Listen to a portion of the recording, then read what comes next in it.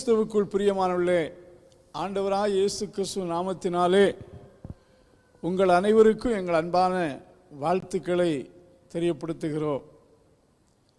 கர்த்தருடைய சத்தம் என்ற தொலைக்காட்சி நிகழ்ச்சிக்கு உங்களை அன்போடு வரவேற்று கர்த்தருடைய வேதத்தின் கருத்துக்களை போதித்து உங்கள் ஆசீர்வாதத்துக்காக ஜெபிக்க விரும்புகிறோம். இந்த நாளிலும் பரிசுத்த வேதாகமம் சொல்லுகின்ற முக்கியமான 2 கருத்துக்களை உங்களோடு பகிர்ந்து கொள்ள விரும்புகிறேன். இந்த உலகத்திலே பல நாடுகளை குறித்து நாம் அறிந்திருக்கலாம், பல நாடுகளுக்கு சென்றிருக்கலாம். வேதாகமம் மனிதருடைய கண்களால் பார்க்கக்கூடாத 2 தேசத்தை குறித்து அல்லது 2 இடத்தை குறித்து குறிப்பிட்டு சொல்லுகிறது. அந்த தேசத்தை குறித்து சொல்ல வேண்டுமென்றால் அவைகள் பரலோகம் என்றும் பாதாளம் என்றும் அழைக்கப்படுகிறது. ஹெவன் அண்ட் ஹெல், அந்த 2ம் மனிதருடைய கண்களுக்கு அப்பாற்பட்டதாக இருக்கிறது. பட் தேவன் அவைகளை உண்டாக்கியிருக்கிறார் என்று வேதத்தில் வாசிக்கிறோம். நாம நம்முடைய கண்களால் பார்க்கின்ற வானத்திலும் பூமியிலும் உலகத்திலும் பார்க்கக்கூடிய எல்லா பொருள்களுக்கும் வேதாகமம் ஒரு பெயர் சொல்லுகிறது, அநித்தியமானவைகள். நாம் அவைகளை காண்கிறோம். நம்முடைய கண்களால் பார்க்கக்கூடாதவைகள் நித்தியமானவைகள் என்று பரிசுத்த வேதாகமம் கூறுகிறது. 2 கொரிந்தியர் 4ஆம் அதிகாரத்தில் 18ஆம் வசனத்தை வாசிப்போம் என்றால், காணப்படுகிறவைகள் அநித்தியமானவைகள், காணப்படாதவைகளோ நித்தியமானவைகள். நம்முடைய கண்களுக்கு அது தெரியாமல் இருக்கலாம். they are invisible world என்று சொல்லலாம். உலகத்திலே நாம் காண்கின்ற எவைகளையும், உலகத்தில் இருக்கின்ற எல்லாவற்றையும் பார்க்க வேண்டுமானால் கண் பார்வை மிக அவசியம். கண் பார்வையற்றவர்கள் உலகத்தில் இருக்கிற பெரிய மலையாயிருந்தாலும் அவர்களால் இங்கே மலை இருக்கிறது என்று பார்க்க முடியாது. ஏனென்றால் கண்களில் பார்வை இல்லை. உலகத்தில் உள்ளவைகளை பார்ப்பதற்கு கண்களின் பார்வை மிக அவசியம். ஆண்டவர் எல்லா மனிதர்களுக்கும் நல்ல 2 கண்களை பார்க்கும்படி கொடுத்திருக்கிறார். தங்களுக்கு முன்னால் வருகிறதையும் போகிறதையும் எல்லாரும் பார்க்கத்தக்க அழகான கண் பார்வைகளை கர்த்தர் தந்திருக்கிறார். ஆகையினாலே உலகத்தில் உள்ளவைகளை நாம் பார்க்கிறோம். நித்திய காரியங்களை பார்ப்பதற்கு நமக்கு விசுவாசம் தேவையா இருக்கிறது. கண்களால் பார்க்கக்கூடாததை பார்க்கத்தக்க இருப்பது விசுவாசம். வேதாகமத்திலே எபிரேயருக்கு நிருபம் 11ஆம் அதிகாரத்தில் முற்பிதாக்கள் விசுவாசத்தினாலே தேவன் ஆயத்தம் பண்ணினதான நகரத்தை தூரத்திலே கண்டு அதை அணைத்து கொண்டு அதற்காக காத்திருந்தார்கள்.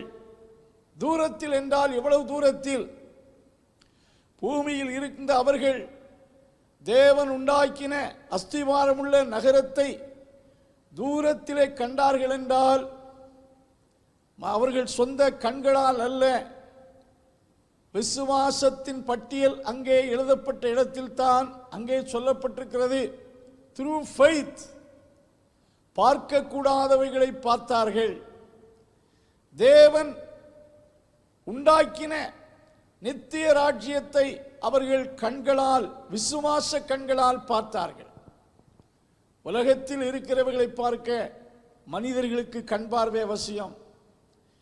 தேவன் உண்டு பண்ணி வைத்திருக்கின்ற நித்திய காரியங்களை பார்க்க விசுவாசம் மிக தேவை. விசுவாசம் இல்லாவிட்டால் அவைகளை பார்க்க முடியாது. அது அவர்களுக்கு பைத்தியமாக தோன்றலாம்.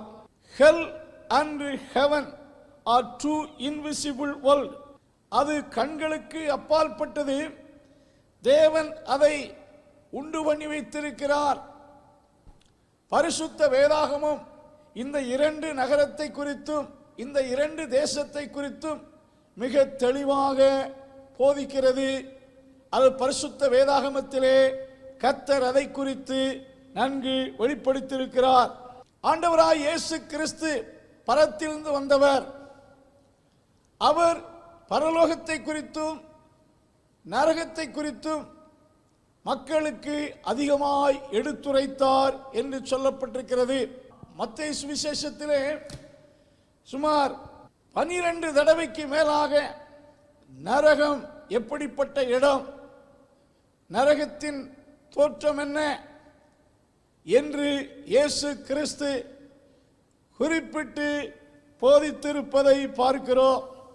ஒருவேளை கேட்கலாம், நரகம் மோட்சம் எங்கே இருக்கிறது?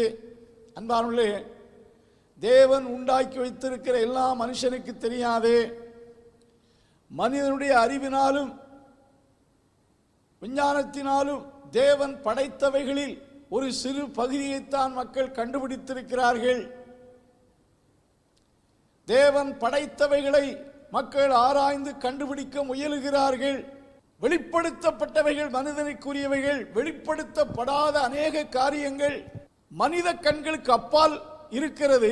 பட் பரிசுத்த வேதாகமத்திலே அவைகளை குறித்து ஆண்டவர் விளக்கி காண்பித்திருக்கிறார் அல்லது விவரிக்கப்பட்டிருக்கிறது என்று சொல்லப்பட்டிருக்கிறது.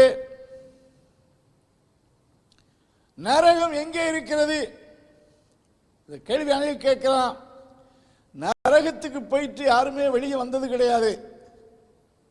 நான் நரகத்தை போய் பார்த்தேன், நரகம் இங்க இருக்குது அங்க இருக்குன்னு சொல்ல முடியாது.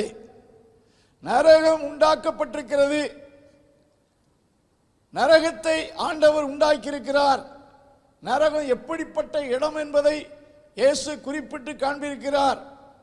எங்க இருக்கிறது என்றால் அங்கே போனவர்கள் தான் தெரியக்கூடும். நீங்கள் வேதத்தில் வாசித்து பார்க்கையில் ஆண்டவராய் இயேசு கிறிஸ்து அதை பிசாசுக்காகவும் அவன் தூதர்களுக்காகவும் உண்டு பண்ணினார் என்று சொல்லி மத்தேயு சுவிசேஷம் 25ஆம் அதிகாரம் 41ஆம் வசனத்தை வாசித்து பார்க்கையில் இடது பக்கத்தில் நிற்கக்கூடிய ஜனங்களை பார்த்து பிசாசுக்காகவும் அவன் தூதர்களுக்காகவும் ஆயத்தமாக்கப்பட்டிருக்கின்ற நரகத்துக்கு போங்கள் என்று சொல்லி இயேசு குறிப்பிடுவதை பார்க்கிறோம். பிசாசுக்காக உண்டாக்கப்பட்டவைகள், மனிதனுக்காக அல்ல. பட் மக்கள் தேவனுடைய அழைப்பை நிராகரித்து பிசாசுக்கு கீழ்ப்படிந்து பிசாசினுடைய வழிகளிலே செல்லுகின்றபடினாலே பிசாசு மக்களை வஞ்சித்து அந்த நரக ஆக்கினைக்குள்ளாக மக்களை வழி நடத்தி கொண்டு இருக்கிறான். வெளிப்படுத்தின விசேஷம் 21ஆம் அதிகாரம் 8ஆம் வசனத்தில் யோவான் அப்போஸ்தலன் மூலமாக ஒரு வார்த்தை விதமாய் சொல்லப்பட்டிருக்கிறது.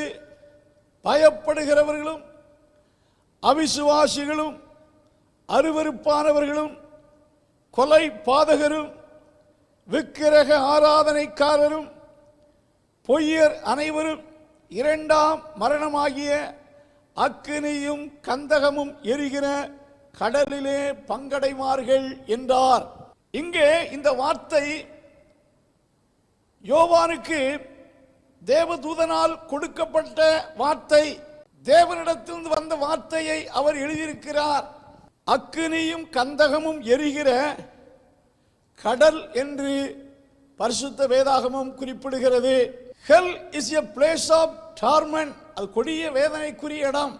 ஹெல் என்கிற வார்த்தையே மக்களுக்கு அலர்ஜியை, வேதனை உண்டாக்கக்கூடிய ஒரு வார்த்தையா இருக்கிறது. லூக்கா சுவிசேஷம் 16ஆம் அதிகாரம் 24ஆம் வசனத்தில் வாசிக்கையில் ஒரு பட்டணத்தில் லாசரு ஐஸ்வர்யவான் என்று 2 மனிதர்கள் வாழ்ந்தார்கள். ஐஸ்வர்யவான் அனுதினமும் சுகப்போக பிரியமாய் ஐஸ்வர்யம் அவனுக்கு அதிகமாய் இருந்தபடினாலே தேவனை தேடவில்லை. ஐஸ்வர்யத்தின் மயக்கத்தினாலே தன் இஷ்டம் போல் வாழ்ந்தான். 2 பேரும் ஒரு நாள் மரித்தார்கள். லாசரு தேவ தூதர்களால் அழைத்து செல்லப்பட்டு ஆபிரகாமின் மடியாகிய கர்த்தருடைய சமூகத்தில் கொண்டு போய் விடப்பட்டான். அங்கே அவன் தேற்றப்பட்டான், ஆற்றப்பட்டான், ஆறுதல் அடைந்தான் என்று சொல்லப்பட்டிருக்கிறது. ஐஸ்வர்யவான் மரித்தான். அவனுக்கு பூமியிலே சிறந்த சரீர பிரகாரமான அடக்க ஆராதனைகள் செய்திருக்கலாம். ஆனால் மறு நிமிடத்திலே அவன் சொல்லக்கூடிய வார்த்தை நீங்கள் வாசித்து பார்ப்பீர்கள் என்றால், இந்த அக்கினி ஜுவாலையில் வேதனைப்படுகிறேனே என்று அவன் ஆத்துமாவின் உணர்விலே சொல்வதை பார்க்கிறோம். அன்பானுள்ளே, அங்கே அவன் வேதனைப்படுவதை பார்க்கிறோம். நரகம் என்பது பிசாசுக்காக ஆயத்தமாக்கப்பட்டது. உலகத்தில் உள்ள எல்லா கெட்டு போனவர்கள், கெட்டவர்களும், கொலைவாளர்களும், அக்கிரமக்காரர்களும், பிசாசுகளும் ஒருமித்து ஓரிடத்தில் சங்கமமாகிற இடம் எப்படிப்பட்ட இடமாய் இருக்கக்கூடும் என்று யோசித்து பாருங்கள். உலகத்தில் உள்ள அத்தனை அக்கிரமக்காரர்கள், துன்மார்க்கர்கள், அருவருப்பான கிரியைகளை செய்கிறவர்கள், அதோடு கூட பிசாசும் பிசாசின் ஆவிகளும் ஒருமித்து ஓரிடத்தில் அடைக்கப்படுவார்கள் என்றால், ஓரிடத்தில் சங்கமம் ஆவார்கள் என்றால், அந்த இடம் சமாதானம் உள்ளதாக இருக்கக்கூடுமா? அந்த இடம் சந்தோஷம் உள்ளதாக இருக்கக்கூடுமா? யோசித்து பாருங்கள். அது அழுகையும் பட்கடிப்பும் நிறைந்த இடம். நரகத்தில் செல்லக்கூடியவர்கள் ஒருவரோடு ஐக்கியமாக இருக்க மாட்டார்கள். அங்கே அன்பு இருக்காது. ஒருவரை ஒருவர் பல்லை கடித்து அது வேதனை உள்ள கொடிய வேதனைக்குரிய ஒரு இடம்தான் நரகம் என்று பரிசுத்த வேதாகமும் தெளிவாய் விவரித்து காண்பிக்கிறது.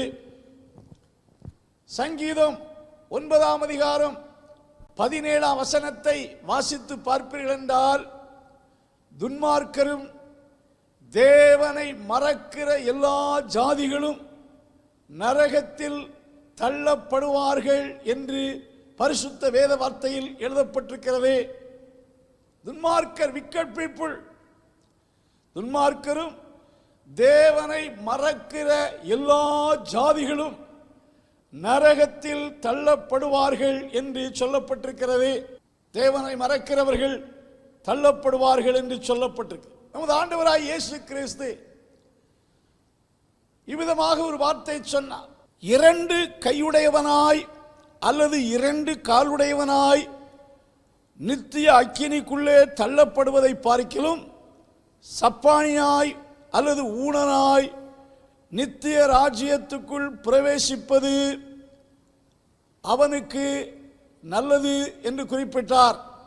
ஆண்டவர் இந்த கருத்தை எப்படி எதுக்காக சொல்லுகிறார் என்றால், 2 கையுள்ளவனாய் நரகத்தில் தள்ளப்படுவதை பார்க்கில் ஒற்றை கையுள்ளவனாய் என்று சொல்லும் போது, நரகத்தில் இருந்து நித்திய ராஜ்யத்துக்குள் மனிதன் பிரவேசிக்க வகை தேடுவது ஒவ்வொரு மனிதனுக்கும் நல்லது என்று இயேசு குறிப்பிடுகிறார். பரிசுத்த வேதாகம் சொல்லுகிறது, ஒருவரும் கெட்டு போவது பரலோகத்தில் இருக்கிற தேவனுடைய சித்தம் இல்லை. ஒருவரும் கெட்டு போகாமல் எல்லோரும் மனம் திரும்பி நித்திய ஜீவனை பெற்றுக்கொள்ள வேண்டும் என்று சொல்லி தேவன் தன்னுடைய ஒரே குமாரனை உலகத்திற்கு அனுப்பினார். அவரை விசுவாசிக்கிறவன் கெட்டு போகாமல் நித்திய ஜீவனை அடைகிறான் என்று சொல்லி யோவான் 3ஆம் அதிகாரம் 16ஆம் வசனத்தில் வாசிக்கிறோம். எல்லாரும் மனம் திரும்பி தங்கள் பாவங்களை விட்டு நரக தண்டனைக்கு தப்பித்து கொள்ள வேண்டும் என்று கர்த்தர் சித்தமுள்ளவராயிருக்கிறார். நரகம் என்ற ஒரு இடம் மனிதனுடைய கண்களுக்கு இன்றைக்கு மறைந்திருக்கிறது. ஆனால் நரகத்தை போய் பார்த்துட்டு யாருமே இந்த பூமியில் வந்ததில்லை. பரலோகத்தை பார்த்துவிட்டு சில பரிசுத்தவான்கள் உயிரோடு திரும்பி இருக்கிறார்கள்.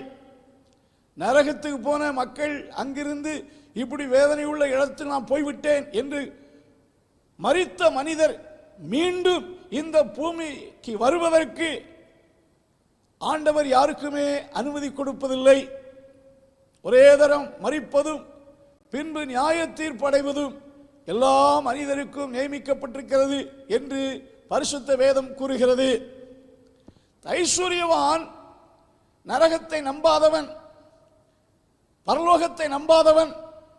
ஆனால் மரிக்கிற வேளையில் இந்த பாதாளத்தில் சென்றபோது கொடிய வேதனை உள்ள இடத்துக்கு வந்து விட்டோமே, என்னுடைய 5 சகோதரர்கள் இந்த உண்மை அறியாமல் பூமியில் வாழ்ந்து கொண்டிருக்கிறார்கள், நான் வந்ததான இந்த பாதாள வேதனை உள்ள இடத்திற்கு அவர்கள் வந்துவிடக்கூடாது என்று சொல்லி தேவனை நோக்கி அவன் மன்றாடி கேட்கிறான், ஆபிரகாமே, என்னுடைய சகோதரர்கள் இந்த இடத்துக்கு வராதபடிக்கு தயவாய் லாசருவை அனுப்பி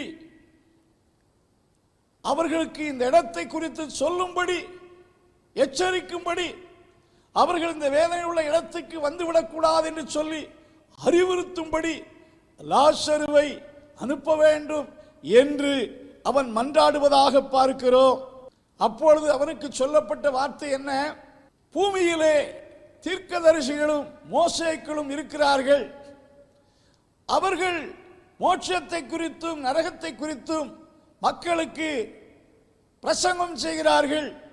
உங்கள் சகோதரர்கள் அவர்களுக்கு செவி கொடுக்கட்டும். அவர்களுக்கு செவி கொடுக்காவிட்டால் மரித்தோரில் இருந்து ஒருவன் எழுந்து போனாலும் அவர்கள் செவி கொடுக்க மாட்டார்கள். ஐஸ்வர்யவான் சொல்லுகிறான், மரித்தோரில் இருந்து ஒருவன் எழுந்து சென்றால் எல்லோரும் அவனுக்கு செவி கொடுப்பார்கள் என்று சொல்லுகையில் ஆபிரகாம் என்ன சொல்லுகிறார்? தீர்க்கதரிசிகளுக்கும் மோசேக்கும் செவி கொடுக்காதவர்கள் அவர்களுக்கும் செவி கொடுக்க மாட்டார்கள் என்று சொல்லுகிறார். பூமியிலே இந்த உண்மையை விவரிப்பதற்கு தம்முடைய ரெப்ரசன்டேட்டிவ்களாகிய மோசேக்களையும் தீர்க்கதரிசிகளையும் வைத்திருக்கிறார். அவர்கள் சகல ஜனங்களுக்கும் இந்த உண்மையை பிரசித்தப்படுத்திக் கொண்டு இருக்கிறார்கள். அன்பாருள்ளே, சில கேட்கலாம், ஆண்டவர் அன்புள்ளவர், இரக்கமுள்ளவர், இரக்கமுள்ள ஆண்டவர் மக்களை நரகத்தில் தள்ளி அப்படிப்பட்ட வேதனைக்குள் அனுப்புவாரா? இரக்கமுள்ள ஆண்டவர் மனிதர்கள் மனம் திரும்பும்படி அழைத்து கொண்டே இருக்கிறார். தேவன் மனிதர்களை நரகத்துக்குள் அனுப்புவதில்லை. நரகத்தை மனிதர்களுக்காக ஆண்டவர் படைக்கவில்லை. பட் மனிதர்கள் தங்களாகவே நரகத்துக்குள் செல்லுகிறார்கள். God does not send anybody to hell, but they send themselves by refusing God. தேவனை மறுதலிப்பதினாலும் தேவனுடைய வார்த்தைக்கு செவி கொடுக்காதபடினாலும் தேவன் கொடுக்கிற சந்தர்ப்பத்தை விரயம் செய்வதினாலும் கர்த்தர் அனுப்பின தேவகுமாரன் இயேசு கிறிஸ்துவை நம்பாததினாலும் இயேசுவுக்கு பதிலாக இயேசுவை நம்பாமல் இருப்பதினாலும் தங்களை தாங்களே அவர்கள் அந்த இடத்திற்கு அனுப்பிவிடுகிறார்கள். தேவன் அனுப்பவில்லை. தேவன் நரகத்தை மனிதனுக்காக படைக்கவில்லை. தேவன் இரக்கமுள்ளவராக ஒவ்வொரு மனிதர்களுக்கும் மனம் திரும்பும்படி காலத்தை கூட்டிக் கொடுக்கிறார். ஒவ்வொருவரோடும் ஆண்டவர் தம்முடைய திருவசனத்தினாலும் போதிக்கிறார். இப்படிப்பட்ட ஒரு உண்மை இருக்கிறது, இப்படிப்பட்ட ஒரு எட்டானிட்டி இருக்கிறது.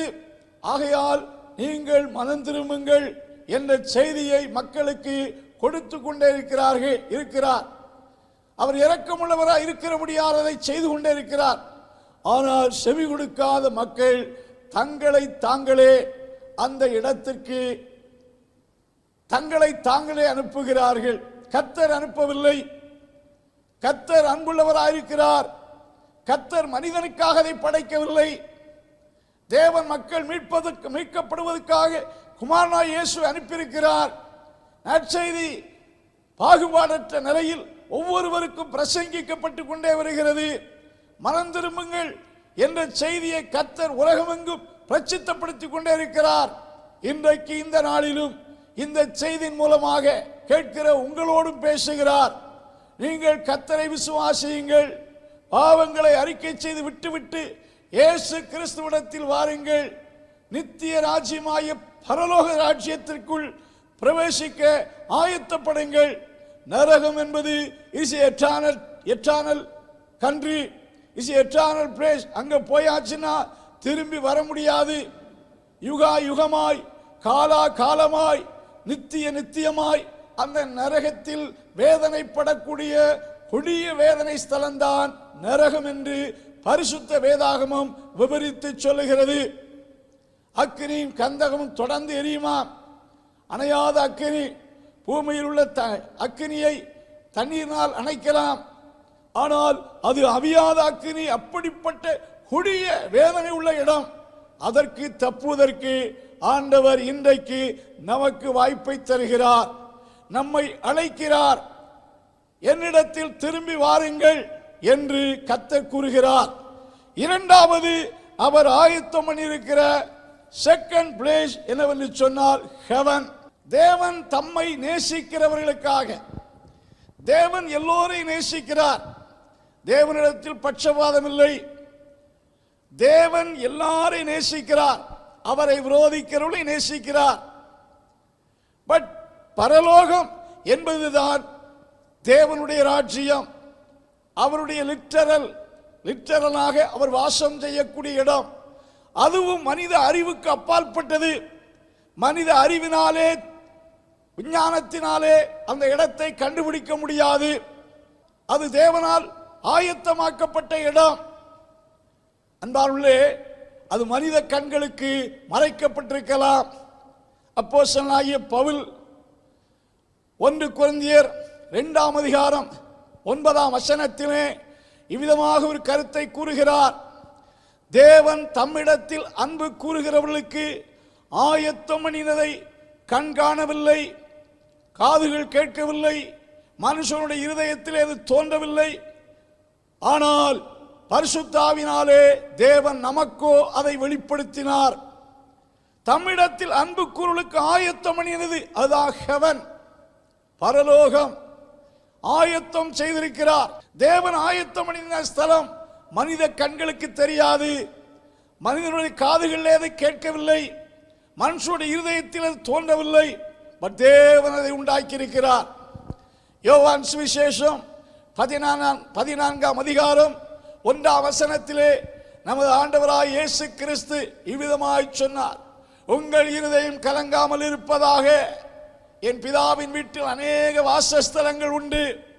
அப்படி இல்லாதிருந்தால் நான் உங்களுக்கு சொல்லியிருப்பேன். இதோ ஒரு ஸ்தலத்தை உங்களுக்காக ஆயத்தம் பண்ண போகிறேன்.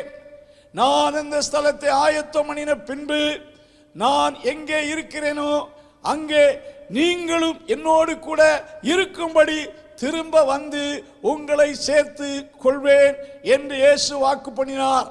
இந்த மாலை வேளையிலே இயேசுவை நேசிக்கிறீர்களா? இயேசு கிறிஸ்துவை நேசிக்கிற மக்களுக்குத்தான் அந்த ஸ்தலம் ஆயத்தமாக்கப்பட்டிருக்கிறது.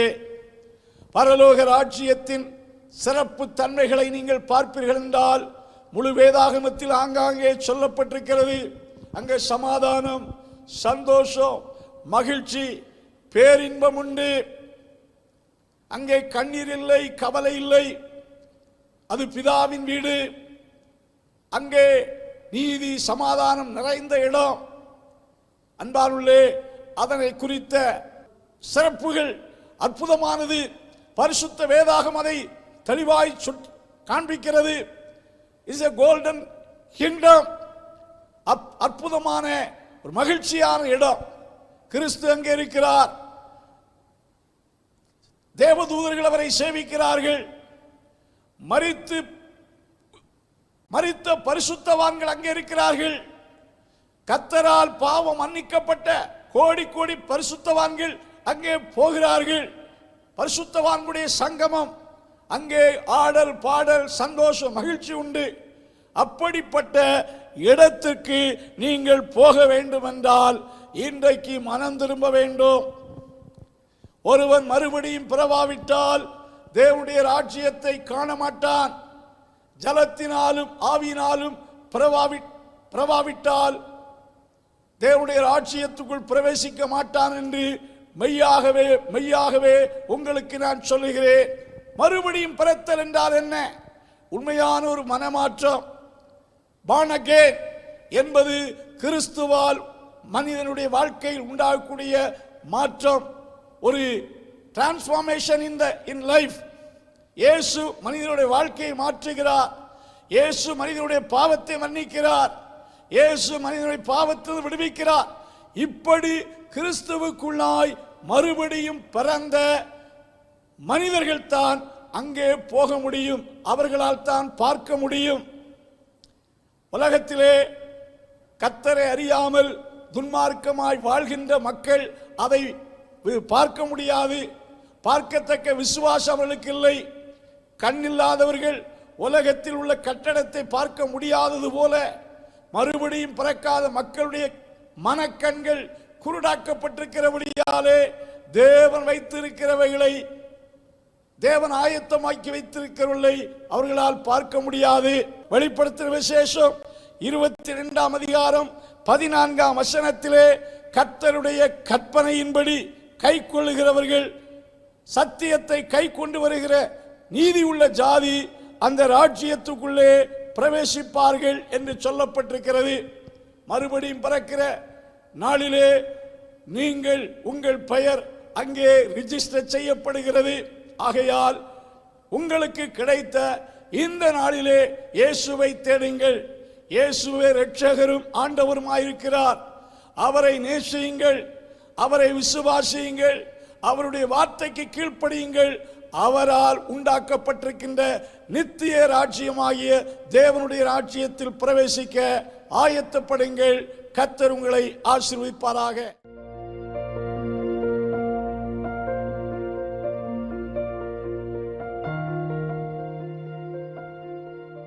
பரிசுத்தமுள்ள ஆண்டவரே, உம்முடைய வார்த்தை கேட்ட உமது பிள்ளைகளை ஆசீர்வதியும். உம்முடைய ராஜ்யத்தை குறித்த வெளிச்சத்தை கொடுத்து அந்த ராஜ்யத்துக்குரியவர்களாய் ஒவ்வொருவரையும் மாற்ற ஆசீர்வதிக்க ஜெபிக்கிறேன். வியாதிகளை சுகமாக்கும், தேவைகளில் அற்புதங்களை செய்யும். இயேசு கிறிஸ்துவின் நாமத்தில் ஜெபங்கேளும் நல்ல பிதாவே, ஆமென்.